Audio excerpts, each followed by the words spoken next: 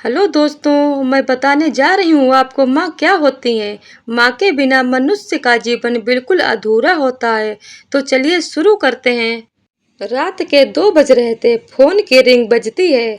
26 साल का मोहन नींद से जाग बड़ा खुश होकर फोन को रिसीव करता है। खुश इसीलिए होता है क्योंकि उसकी नई नई गर्लफ्रेंड बिना टाइम देखे कभी भी उसको फोन कर देती है। फोन की दूसरी तरफ से आवाज आती है, जन्मदिन मुबारक हो बेटा। आज मेरा बेटा पूरे 26 साल का हो गया है। मैं बहुत खुश हूँ। माँ की आवाज सुनते ही मोहन के चेहरे के एक्सप्रेशन बदल जाते हैं। वो गुस्से में बोलता है, माँ तुझे समझ नहीं आता क्या? इतनी सी बात के लिए मेरी नींद खराब कर दी। यह बात तो तू मुझे सुबह भी बोल सकती थी। इतना कहकर वह फोन काट देता है। थोड़ी देर बाद फिर से फोन की रिंग बजती है। फोन मोहन फिर से फोन उठाता है और इस बार फोन पर पापा होते हैं। मोहन इस बार आराम से बात करता है।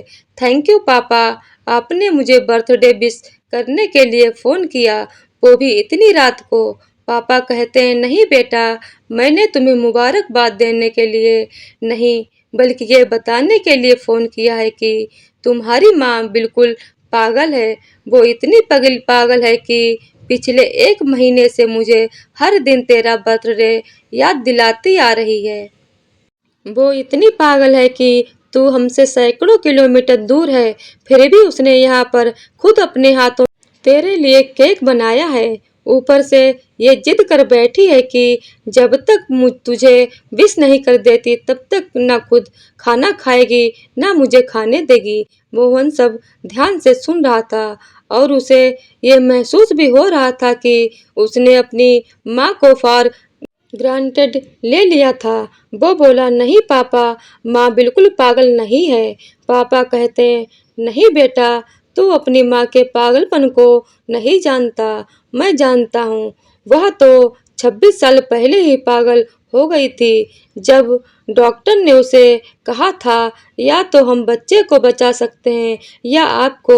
उसने बिना 1 सेकंड भी बच्चे को बचाने का फैसला ले लिया और मुझे भी कसम देकर उस फॉर्म पर साइन करने के लिए मना लिया था जिस पर लिखा था उसकी जिंदगी इस ऑपरेशन से खतरे में है और अगर उसे कुछ होता है तो उसके जिम्मेदार डॉक्टर नहीं होंगे। अब तू ही बता, बिना तुझे देखे जो औरत तेरे लिए मरने को तैयार हो जाए उसे हम पागल नहीं कहेंगे तो क्या कहेंगे? इतना कहकर पापा ने भी फोन रख दिया। मोहन ने भी अब यह महसूस किया था कि वह जो कर रहा था वो भूल नहीं, गुनाह था। हाँ, एक बार किसी इंसान को दुख दो तो कोई बात नहीं, लेकिन भगवान को दुख देना गुनाह ही होता है और माँ भगवान से कम नहीं होती। पश्चाताप के आंसू उसकी आंखों से बह निकले। सवेरा होते ही मोहन अपने घर की ओर रवाना हो गया। अपने माँ बाप से माफ़ी मांगने के लिए घर पहुँचते ही उसने सबसे पहले अपनी माँ से माफ़ी मांगी, जिसने उसे गले से लगा लिया। फिर वह अपने पापा से माफ़ी मांगने लगा। पापा ने कहा, कोई बात नहीं बेटा, जा तू वापस चला जा। तेरी माँ हमेशा कहती थी कि तू उसे बुढ़ापे में संभालेगा, लेकिन मैं उसे समझा दूंगा। जैसे आज तक मैं उसे संभालते आया हूँ वैसे ही आगे भी मैं उसका ख्याल रखूंगा। उसे भी यह समझ लेना चाहिए, जो बेटा उसके एक फोन करने से परेशान हो जाए वह उसे उम्र भर क्या संभालेगा।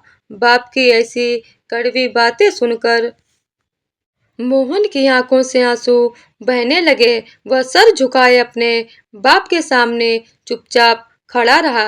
अपने बेटे को परेशान देख माँ आगे आती है और पापा को कहती है, जाने दीजिए, माफ कर दीजिए, हमारा ही बेटा है। माँ की ममता का मोल ना कोई लगा पाया था, ना कोई लगा पाएगा। 9 महीने प्रसव की पीड़ा सहन करके हमें नई जिंदगी देने वाली और इस नई दुनिया में लाने वाली माँ ही हमारी हर गलती को माफ कर सकती है। तो दोस्तों, ऐसी होती है हमारी माँ।